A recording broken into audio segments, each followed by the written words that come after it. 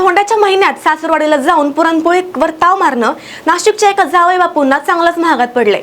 सासरवाडीत मिळालेल्या तुफान पाहुणचारानंतर परतीचा प्रवास करताना या जावयाला इंधन टंचाईचं कडू कारलं खावं लागलं। नाशिकच्या हिरावाडीत राहणारे हॉटेल व्यावसायिक रामेश्वर मेंगडे हे धोंड्याच्या सणासाठी जालन्याला आपल्या सासरवाडीला गेले होते।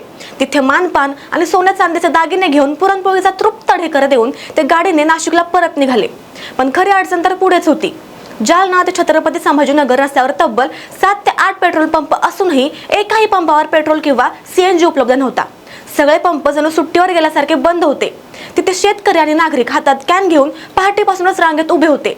इंधनाअभावी गाडी बंद पडण्याची वेळ आल्यामुळे मेंगडे कुटुंबाच्या पोटात पार गोळा आला होता।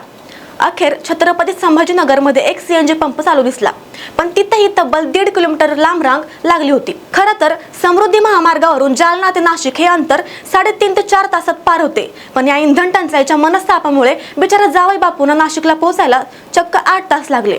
म्हणजे कारपेक्षा बैलगाडी बरी अशी त्यांची अवस्था झाली। थोडक्यात सांगायचं तर सासरवाडीचा पाहुणचार एकदम गोड झाला, पण रस्त्यातल्या रिकाम्या पंपांनी जावयाला चांगलंच रडवलं।